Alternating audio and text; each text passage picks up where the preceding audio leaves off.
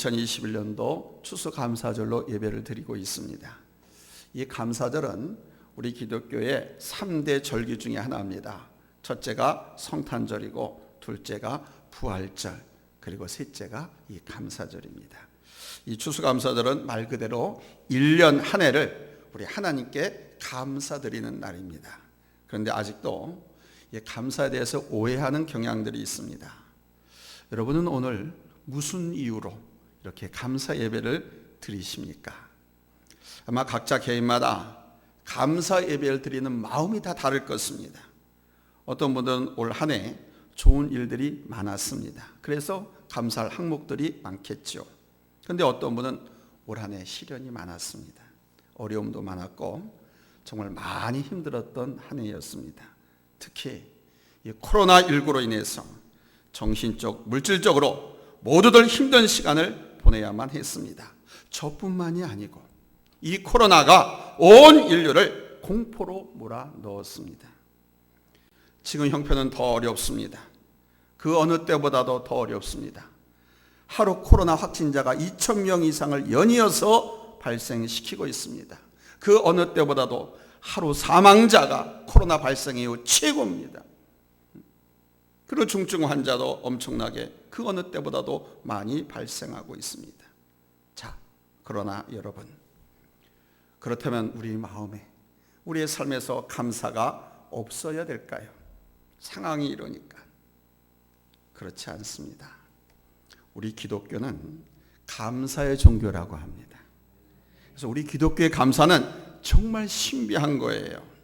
세상적으로 보면 감사할 것이 전혀 없는데 감사의 은혜가 넘쳐나는 사람들을 볼 수가 있습니다. 세상적으로 볼 땐 전혀 기뻐할 것이 없는데 놀라운 기쁨의 능력을 발견할 때가 있습니다. 왜 그렇습니까? 성도의 감사는 환경이나 자기로부터 오는 것이 아니고 하나님으로부터 오는 신비로운 능력이기 때문에 그렇습니다. 사도 바울이 복음을 전하다가 감옥에 갇혔습니다. 죽도록 두들겨 맞고 차디찬 감옥에 갇혔는데 이런 그 감옥에서 사도 바울이 울고 절망하고 포기했던가요? 그렇지 않았습니다. 그는 오히려 그 두들겨 맞고 옥신 다 쑤시는 그 몸, 그 손을 들면서 손을 들고 하나 앞에 찬양하고 밤새도록 기뻐하며 감사의 찬양을 불렀습니다. 어느 누구도 빼앗을 수 없는 감사, 이거야말로 기독교인의 능력입니다. 이 추수감사절의 기원은요 1620년대로 거슬러 올라갑니다. 당시 101명의 이민자들이 메이플라워를 타고 미국 버지니아를 향해서 출발했습니다. 그런데 버지니아가 아니라 그보다 훨씬 북쪽에 위치한 케이프 코드에 도착하게 됩니다.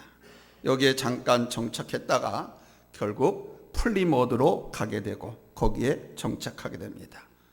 처음 이곳에 도착했을 때 101명이 출발했지만 플리머드에 도착해서는 절반가량이 다 죽었습니다. 전염병으로 병들어서 다 죽었습니다. 엄청난 시련을 당했습니다. 절반가량이. 그런 중 이듬해 봄에 먹고 살려고 농사를 지으려고 하는데 농사를 못 짓는 거예요. 사람이 죽어 자빠져 나가고 먹을 것이 없어서 막 기어다니는 이 영국에서 넘어온 이 청교도들, 이들을 보고 원주민, 인디언들이 불쌍히 여겨가지고 옥수수 재배법을 가르쳐줍니다. 그래서 이것을 배워가지고 옥수수를 심어요. 겨우 인디언들이 풀칠하라고 준 식량을 가지고 목숨을 연명하면서, 그리고 그해 가을에 추수를 합니다. 옥수수 농사지. 근데 그게 너무너무 감사한 거예요. 먹을 것이 손에 들어왔어요. 이제 굶어 죽지 않아도 돼. 그래서 하나님 앞에 감사하면서 감사 예배를 드리게 되는데 이것이 바로 추수감사절의 기원이 됩니다. 처음 추수감사절 예배는 풍성해서 감사해서 드린 것이 아니라 오히려 극심한 고통과 전염병으로 살아가는 가족이 다 죽어 자빠지고 장사를 치른 후 또 먹을 양식이 없어서 굶주린 가운데서 하나님께 드린 감사 예배였습니다. 어려운 역경 중에서도 지켜주신 하나님의 은혜를 감사하고 살아있음에 감사하고 오늘이라고 하는, 지금이라고 하는 소중한 시간을 맞이하게 해주신 그 하나님 앞에 감사해서 눈물로써 드린 예배였습니다. 우리 성도들에게 있어서 1년 12달 한시라도 잊어서는 안 될 것이 있다면 그것은 바로 감사입니다.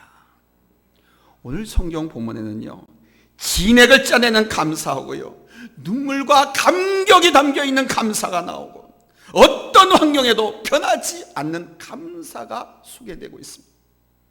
그래서 오늘은 이 말씀을 통해서 하나님을 믿는 하나님의 자녀이 된 우리들이 인생을 어떻게 살아야 하는가, 더는 이 코로나 팬데믹 이 시대에 앞이 보이지 않는 깜깜한 이 속에서 어떻게 살아야 하는가, 오늘 본문의 주인공 시인 다윗을 통해서 그 감사를 배우려고 합니다. 오늘 본문의 주제를 보면 다윗의 시 유대 광야에 있을 때라고 첫머리에 소개되고 있습니다. 그러니까 다윗이 유대 광야에서 환난을 겪고 방황할 때 지은 시라는 것입니다. 유대 광야, 물이 아주 귀한 곳입니다. 샘과 냇물도 전혀 찾아볼 수가 없고, 다만 하늘에서 비만 내려주기를 고대할 수밖에 없는 아주 척박한 땅입니다. 어쩌다 비가 오면 숨을 돌리고요, 늦은 비가 오면 흥겨워서 춤을 추면서 기뻐하는 것이 이 유다 광야입니다. 성경에는 이 유다 광야가 얼마나 잔인한 사막인가를 잘 보여준 사건 하나가 있습니다. 여러분 기억하시는지 모르겠습니다. 창세기 21장에 보면요, 아브라함의 첩 하갈이 본처 사라에게 쫓겨나서 어린 자식 이스마엘을 데리고 쫓기면서 막 울부짖으면서 방황한 광야가 바로 이 광야입니다. 어린아이 이스마엘을 데리고 이 광야에서 방황을 하는데 가져온 물이 다 떨어졌습니다.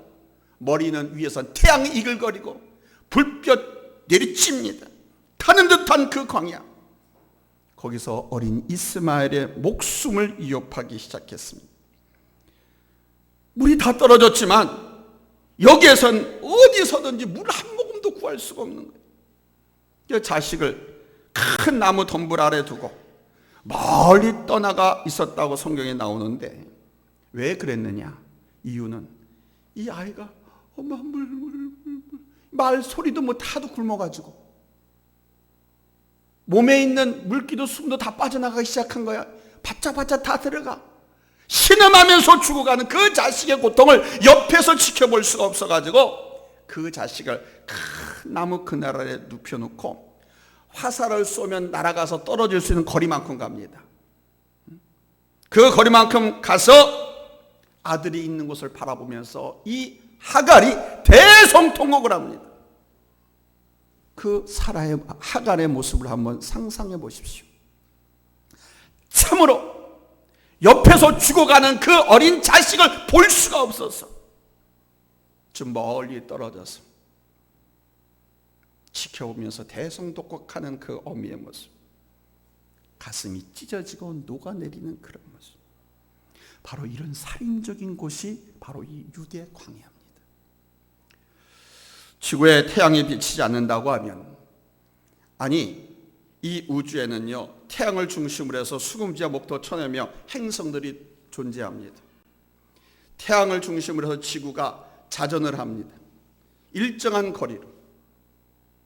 근데 이 태양이 없어도 이 모든 우주에 존재하는 행성의 생물들은 다 얼어 죽습니다. 존재할 수가 없습니다. 아니 지금 태양과 지구의 거리에서 1m만 뒤로 물러나서 지구가 돈다 해도 다 빙하기가 와서 다 얼어 죽습니다. 반대로 이 지구가 태양으로 1m만 다가가서 돌면 다 타 죽습니다. 이걸 우리 하나님께서 일정하게 지구의 자전과 공조를 통해서 거리를 유지해서 사계절의 변화와 더불어 우리 인류가 생존할 수 있게 섭리하시고 다스리고 통치하고 계세요. 자, 뭘 말씀드리고자 하느냐? 이 지구에 태양이 비치지 않는다고 하면 살아남을 생명은 하나도 있다 없다? 없습니다. 그러니까 모든 만물은 반드시 햇빛이 필요한 거예요. 그런데 이런 태양마저도 달갑지 않은 것이 바로 이 유다 광야라는 것입니다. 자, 그렇다고 하면 오늘 본문에서 이 63편 시를 지은 다윗이 왜 지금 이 살인적인 유다 광야로 도망 나와 있느냐 이거예요. 그 이유는 다윗의 아들 압살롬이 반란을 일으켰습니다. 그래서 압살롬을 추종하는 군인들이 아버지 다윗을 사냥감으로 쫓고 있습니다. 그 도망 나온 거예요. 남도 아닌 자기 친자식이 아비를 죽이겠다고 날뛰고, 그 죽음을 피해서 도망 나온 다윗, 그 아비의 심정이 얼마나 괴롭고 고통스러웠겠습니까? 게다가 살인적인 유다 광야로 쫓겨왔으니 다윗은 몸도 마음도 모두 고통스러웠을 것입니다. 그런데 여러분, 이런 환경 속에서 놀라운 일이 막 벌어지는 거예요. 그 처참한 환경 속에서 다윗이 하나님을 향해서 손을 들고 찬양하고 기도하고 감사를 하고 있는 거예요. 그런 환경 속에서 어떻게 감사합니까? 첫 번째 됩니다. 만족하며 감사하고 있어요. 기가 막히지 않습니까? 이거 정신병자 아니에요? 돌아버린 사람 아니에요? 충격받아서 그럴 수 있는지도 모르겠어요. 아들이 아비를 죽이겠다고 반란을 일으켜가지고 자기를 죽이겠다고 추적하고 있으니 그럴 수도 있겠죠? 정신이 돌아서 그런 걸까요? 아닙니다. 시편 40편 1절을 보세요. 다윗은 이렇게 노래합니다. 하나님이여, 사슴이 시냇물을 찾기에 갈급한 같이 내 영혼이 주를 찾기에 갈급하나이다. 목이 갈증이 심한 사슴, 그 사슴의 갈급함을 표현하고 있는 말씀입니다. 그러나 여기에 나오는 사슴은요, 그래도 아직 물을 찾아다닐 수 있는 힘이 남아 있습니다. 그러나 오늘 본문 1절에 내가 간절히 주를 찾을 때 물이 없어 마르고 황폐한 땅에서 내 영혼이 갈망하며 내 육체가 주를 앙모하나이다 라는 이 말씀은 마치 하갈의 어린 자식 이스마엘이 신음하면서 고통 중에 죽어가는 것과 아주 유사한 절박한 상태를 보였습니다. 여기를 가도 물이 없고 저기를 가도 물이 없고 아무튼 남아있는 물은 한 방울도 없는 거예요. 그래서 이제는 주저앉아 울면서 하나님을 바라볼 수밖에 없는 아주 절박한 상황을 본문 1절에서 표현하고 있습니다. 그런데 이런 열악한 환경에도 불구하고 다윗이 고백하는 소리, 우리 한번 같이 읽어보겠습니다. 5절입니다. 그런 상황에서요 다윗이 고백하는 거예요. 같이 읽습니다. 시작. 골소와 기름진 것을 먹은 것 같이 나의 영혼이 만족할 것이라. 무슨 말입니까?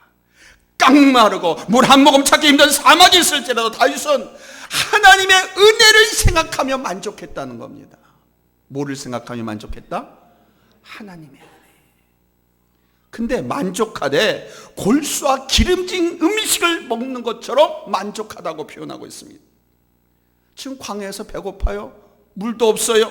아무것도 먹지 못하고 오히려 맹수들의 유혈받고 또 자기 아들 반란군들의 그 추격으로 목숨이 총각에 달려있는데 자기가 왕으로서 왕궁에서 먹었던 산의 진미를 먹는 것처럼 만족하고 감사하고 있는 거예요. 이거 정신병자 아니에요? 여러분 어떻게 생각하세요? 왕궁에서 산의 진미를 먹는 것처럼 만족하고 감사한다는 겁니다. 아니 살인적인 광야에서 지금 맨발로 쫓겨서 목숨 하나 구하려고 도망 다니고요. 그래서 광야까지 온 이 다윗이 뭐가 만족해서 이럴까요? 먹을 것, 입을 것, 잠자리도 만족할 것이라고 하는 아무것도 없는데, 그런데 왕궁에서 기름진 음식을 먹는 것 같이 만족하며 감사하는 다윗입니다. 한번 상상해 보세요. 이 감사는 바로 세상 사람들은 절대로 이해할 수 없는 신비고, 이 감사는 바로 신앙에서 흘러나오는 신비로운 능력인 것입니다. 믿음이 없으면 이런 감사할 수가 없어요. 하나님께서 선물로 주신 믿음이 없는 사람은 이런 신비한 능력에 감사를 할 수가 없어요. 이래도 감사하겠다, 저래도 감사하겠다는 거 아닙니까? 하나님이 나와 함께 하시고 하나님이 나의 아버지가 되시니 나는 그것만으로 만족하다는 거 아닙니까? 할렐루야. 아멘. 그러니까 뭐가 주어져서 이루어져서 감사한 것이 아닙니다. 물질의 복을 받았으니까 감사한 것이 아닙니다. 승진했으니 감사하는 것이 아닙니다. 부동산을 샀으니 감사하는 것이 아닙니다. 돈을 많이 벌었으니 감사하는 것이 아닙니다. 아무 조건 없이 감사. 아니 오히려 죽음의 땅에 거할지라도 만족하면서 도저히 감사할 수 없는 환경 속에서도 감사하는 거예요. 아멘. 그러니까 이건 미친 짓거리가 아니고 신비로운 능력인 거예요. 아멘. 하나님께서 바로 이것을 여러분 보신 줄로 믿습니다. 이 감사를 받으신 줄로 믿습니다. 아멘. 그런데 또요, 두 번째로 다윗은요, 기쁨으로 감사를 했어요. 기쁨으로. 한번 따라서 합시다. 감사할 땐 기쁨으로 하자. 기쁨으로 하자. 아멘. 아니 도저히 감사할 수 없는, 기뻐하고 웃을 수가 없는 환경인데 다윗은 기쁨으로 감사했다니까요. 5절 보세요. 5절 같이 읽습니다. 시작. 나의 입이 기쁜 입술로 주를 찬송하되. 무슨 입술로? 기쁜 입술로. 지금 다윗은 그저 하나님을 찬양하겠다, 그냥 하나님 앞에 형식적으로 하나님 감사합니다, 이런 것이 아니라 기쁜 입술로 정말 기쁘고 즐겁게 찬양하겠다는 거예요. 살인적인 유대 광야에서 목이 타들어 죽어가고 있는, 육신이 고달플 뿐만 아니라 마음은 더욱더 가련하고 피련해집니다. 메마르고 이글거리는 광야, 이 광야는 다윗의 육체를 괴롭혔고요, 아버지를 죽이겠다고 날뛰는 아들 압살롬은 아버지의 마음을 천갈래 망가결로 다 찢어놨습니다. 어느 누가 봐도 다윗은 절망의 상황에 위기에 놓인 것이 확실합니다. 그런데 기쁜 입술로 찬양하며 기쁘게 감사하겠다는 거예요. 할렐루야. 아멘. 이게 다윗의 믿음입니다. 여러분도 이런 믿음 가지시기 바랍니다. 나도 저럴 수 있는 믿음이 있었으면 좋겠다. 결과적으로 하나님께서는 바로 이 기쁜 감사, 이 기쁜 찬양을 받으셨기에 여러분 다윗을 어떻게 하십니까? 다시 왕국으로 들이시잖아요. 아멘. 우리는 결과를 알고 있어요. 근데 결과만 알고 있지 그 과정이 어떻게 해서 그렇게 됐는지를 다 잊어버려. 그 신앙생활하다 인생을 살아가다가 과정을 생각하지 않고 결과만 생각해서 절망하고 포기하고 다시 다윗의 그 위치로 돌아오지 않고 하나님의 자녀답지 못하게 살아갈 적이 얼마나 많습니까? 뿐만 아니라 다윗은 2절에서 이렇게 고백합니다. 2절 같이 읽겠습니다. 시작. 내가 주의 권능과 영광을 보기 위하여 이와 같이 성소에서 주를 바라보았나이다. 다윗이 성소에서 주님을 바라보았습니다 라고 고백하고 있습니다. 여러분 기가 막힌 말 아닙니까? 지금 어디에 있는데? 살인적인 유대 광야에 있는데 물 한 모금 먹을 수 없고 살벌한 그 유대 광야에 있는데 내가 성소에서 주를 바라보았나이다 그럽니다. 독사가 이글거리고 장렬하는 태양의 생명을 위협하고 물 한 모금 찾기 어려운 유다 광야, 그런데 그곳에 지금 자기가 성소에서 주를 바라봅니다. 그런 무슨 말씀입니까? 지금 다시 환난을 당하고 있는 그곳이, 고통을 당하고 있는 그곳이, 아들 압살롬의 반란을 피하면서 사냥감으로부터 살아남기 위해서 도망 나와 있는 그 광야가 하나님의 성전이 되어버린 겁니다. 왜 하나님의 성전이 된 줄 압니까? 거기서 자기가 하나님을 만나고 하나님께 기도하고 하나님 앞에 찬송하고 있기 때문에. 아멘. 그렇게 생각하면서 감사. 그리고 그가 기쁨으로 감사할 수 있었던 또 하나의 이유가 있습니다. 3절입니다. 3절 같이 읽겠습니다. 시작. 주의 인자하심이 생명보다 나음으로 내 입술이 주를 찬양할 것이라. 여러분 이 세상 천하에 생명보다 더 귀한 게 있습니까? 없습니다. 가난한 사람들은, 어떤 사람들은 인간의 생명에 대해서 제대로 알지 못하는 사람들은요 1억 원에 자기 생명을 팝니다. 3억에 5억에 자기 생명을 팝니다. 대신해서 감옥 가기도 하고요, 대신 죽기도 하고요, 자기 신체를 팔기도 합니다. 그거는 자기의 생명이 얼마나 존엄한지 몰라서. 세상 천에 가장 귀하고 귀한 것은 인간의 생명인 거예요. 그런데 다윗은요 하나님의 은혜가 자기 그 생명보다 더 좋다는 거예요. 자, 이 말씀이 이해되어지십니까? 아니 내가 살아있어야지 뭐 은혜고 뭐고 한 것이지 자기 생명보다 하나님 은혜가 더 좋다라고 얘기하는 거예요. 이거는 신앙 고백입니다. 여러분, 오늘 추수감사절을 드리면서 이것저것 따지면서 감사하지 마세요. 따져보면 지금 우리나라와 같은 상황 속에서는 아무것도 감사할 게 없을 것입니다. 이 코로나 팬데믹 속에서는 그 어떤 것도 감사할 것이 없을 겁니다. 올해 뭐 풍년 들었네, 흉년 들었네, 돈을 얼마 벌었네, 못 벌었네, 뭘 하려고 했는데 못했네, 가계부가 흑자네 적자네, 여러분 따지지 마세요. 그것은 세상 조건에 의한 감사입니다. 우리는 내 영혼이, 내 심령이, 내 마음이, 내 진심이 우리 하나님께 감사하는, 여러분 감사의 능력자가 되어야 할 줄로 믿습니다. 한번 따라서 합시다. 감사의 능력자가 되자. 감사의 능력자가 됩시다. 아멘. 이러면 좋을 때 기쁠 때 감사할, 어린애도 할 줄 알아요. 양손에 먹을 것을 갖고 있으면 하나만 달라고 하면요, 이렇게 돌아봐요. 어떤 게 더 자기한테 좋은 거 안 좋은가 봐가지고 자기한테 좋은 건 놔두고 안 좋은 건 줘요. 갓난아기도 그럴 줄 알아. 근데 내 손에 아무것도 없어.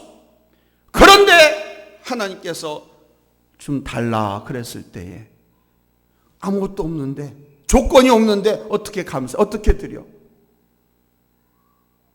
그런데 싱크해보면, 생각해보면 감사할 거리가 얼마나 많겠습니까? 아멘? 아멘? 할렐루야!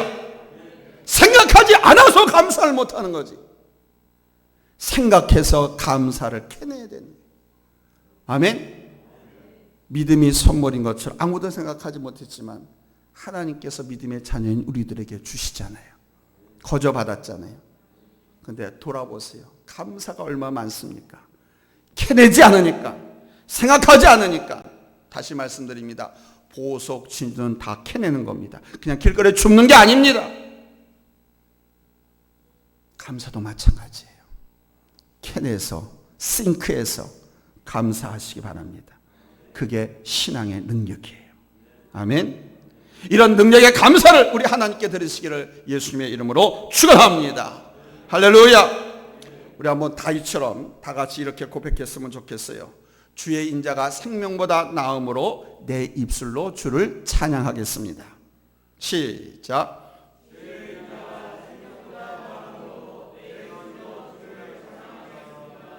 아멘. 또 한 번 합니다. 주님의 은혜가 생명보다 낫습니다. 아멘. 이거 쉽게 생각하면 이거예요. 무슨 잘못을 해. 크게 잘못했어요. 대통령이나 권력자한테 아이고 잘못했습니다. 아이고 용서해 주세요. 살려주세요. 살려주세요. 라고 하는 비는 죄인이 있고요. 아이고 정말 잘못했습니다. 아이고 저는 제가 죄를 압니다. 저를 죽여주십시오. 저를 죽여주십시오. 이렇게 말하는 차이예요. 살려주세요. 한번 용서해 주세요. 라고 비는 것과 잘못했으니까 인정하고 아우 제가 잘못했습니다. 그 저를 죽여주십시오. 그 용서, 잘못을 받는 사람이 죽여달라고 한 사람 죽이겠습니까? 주님의 은혜가 생명보다 낫습니다 라고 하는 고백은, 내가 비록 이렇게 힘들고 내 생명이 그렇게 귀하지만 주님의 은혜가 더 소중합니까? 그 은혜를 내게 주세요. 아멘. 이런 고백인 거예요. 제가 늘 말씀드립니다. 인사만 잘해도 성공한다고. 말만 잘해도 성공합니다. 특별히 하나님 앞에 어떻게 말을 하고 어떻게 기도하고 사느냐, 대단히 중요합니다. 다시 한번 따라서 합시다. 주님 은혜가 생명보다 낫습니다. 아멘. 뭐 다들 폐잔병처럼 뭐 피죽한 그릇 못 먹는 사람들 마냥 마스크 써서 그러신가? 다시 한번 합시다. 주님 은혜가 생명보다 낫습니다. 자, 마지막으로 세 번째입니다. 다윗은요, 그런 살인적인 절망의 환경 속에서 앞으로 하나님께서 도와주실 은혜를 생각하면서 감사했다는 겁니다. 지금 다윗은 도망자 용맹에 처해 있었고요, 언제 아들 압살롬의 칼날에 죽을지 장담할 수 없는 그런 상태였습니다. 언제 광야에서 쓰러져 죽을런지 예측할 수 없는, 전혀 상상도 할 수 없는 그런 위기에 처해 있었습니다. 그야말로 자기의 생명이 경각에 달려있을 때 그가 이런 고백을 하는 거예요. 7절 말씀 같이 읽습니다. 시작. 주는 나의 도움이 되셨습니다. 내가 주의 날개 그늘에서 즐겁게 부르리이다. 아멘. 경각에 달렸을 때, 죽을 위기에 처했을 때, 이거는 보세요, 나의 도움이 되셨습니다. 내가 주의 날개 그늘에서 즐겁게 부르리이다. 주님의 날개는 뭘 상징하냐면 우리 하나님의 권능과 보호하심을 상징하는 거예요. 즉 다윗에게는 하나님의 권능이 나를 보호하실 것이라는 소망이 있었고, 우리 주님께서 반드시 자기를 적과 광야로부터 보호해 주실 것이라는 이 사실을 믿고 감사한 거예요. 아멘. 감사절을 맡긴 하였지만 오히려 원망하는 마음이 드는 분도 계실 겁니다. 있을 수 있습니다. 감사한 조건을 세워보니까 이 구부릴 손가락이 없는 분도 계실 거예요. 많이 있다 이거예요. 많이. 또 답답한 성도님도 계실 겁니다. 그러나 여러분, 다윗이 고백했던 내가 주의 날개 그늘에서 기뻐하리다. 한번 따라서, 내가 주의 날개 그늘에서 기뻐하겠습니다. 한번 생각해 보십시오. 다윗은 지금 죽음의 광야에서, 도망다니는 처지에서 이런 고백을 드리는 거예요. 그리고 8절에서 나의 영혼이 주를 가까이 따르니 주의 오른손이 나를 붙드시거니와, 이렇게 또 노래합니다. 그렇습니다, 여러분. 주의 오른손은 능력과 권능을 상징하는 거예요. 오른손은 누구의 오른팔이다 하고 하면 그 사람의 최측근이고 그 사람이 최힘을 갖고 있다는 거거든요. 그래서 오른팔은 성경에서 항상 그걸 말해요. 하나님의 권능을 말합니다. 하나님의 권능에 내 인생을 붙들고 계신 것을 믿고 여러분 절대로 용기를 잃지 마시기 바랍니다. 나이가 먹어서 소망이 없다고요? 그런 말씀 하지 말라고 그러잖아요. 모세는 80살 때 콜링 받아서 40년 동안 쓰임 받았다니까요. 여호수아에서 보면 갈렙은 82살 때 콜링 받아가지고 헤브론 산지에 있는 가나안 원주민을 쳐서, 안악자 거인 족속을 쳐서 그 땅을 차지합니다.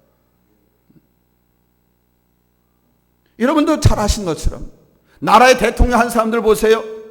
지금 우리 문재인 대통령도 70살이 넘었잖아요. 지금은 인생 120인생이라고 합니다. 아직 90도 안 돼가지고 뭐 다 인생 다 산 사람 마냥 아무것도 안 하고 뒷짐지고 다 포기하고 절망하고 살아가지 마세요. 아직 이루고 기도하고 응답받아 일들이 내가 보기엔 엄청나게 많이 있는데 그걸 이루길 바라보면서 기도하고 예배하고 하나님을 믿으며 나가야지 왜 포기하고 절망하고 살아요? 그거 다 이루지 못하고 하나님 앞에 가면 하나님 앞에 여러분 책망받습니다. 내 자식들, 내 가족들 전도하지 못하고 하나님 앞에 일꾼으로 세우지 못하고 여러분 어떻게 눈을 감습니까? 할 일이 소망이 없다고 어떻게 손 놓고 있습니까? 어떻게 그 많은 시간 참으로 세월을 보낼 수가 있습니까? 잊지 마십시오. 하나님의 능력이 여러분의 잡고 계십니다. 여러분 붙잡고 계신 것을 믿고 절대로 용기를 잃지 마시기 바랍니다. 다윗은 아들 압살롬의 반란으로 왕궁에서 광야로 쫓겨간 사람입니다. 왕의 신분에서 도망자의 신분이 되었습니다. 그러나 그가 비록 신분이 바뀌고 왕위는 빼앗겼을지언정 그는 감사만은 빼앗기지 않았습니다. 광야가 그를 고달프게 만들었지만 오히려 다윗의 감사가 빛을 발하게 만들었습니다. 칠흑 같은 어둠이어야 촛불 하나가 엄청나게 밝은 것. 환한 대낮에는 불을 켜도 그 불이 역할이 별로 없어. 깜깜한 밤에는 촛불 하나도 엄청난 빛이. 삶이 힘들고 어려울 땐 하나 앞에 감사를 찾으세요. 감사를 캐내세요. 아멘. 이토록 변함없는 감사를 드렸던 다윗은요, 4절에서 하나님을 향한 그의 각오를 이렇게 다짐하잖아요. 4절, 이러므로 나의 평생의 주를 송축하며 나의 손을 들리이다. 할렐루야. 지금 죽을 위기에 놓여 있는데 이러므로 나의 평생의 주를 송축하겠다. 하나님의 권능이, 하나님의 오른손이 나를 붙들어서 반드시 복귀시킨다는 거죠. 회복시킨다는 거죠. 그래서 그 이후에도 평생 하나님을 송축하며 살겠다, 이게. 아멘. 아멘. 평생토록 주님을 송축하며 손을 들겠다는 이 말, 바로 평생 동안 앞으로도 어떤 어려움과 환난이 내게 닥쳐온다 할지라도 하나님을 송축하겠다는 거예요.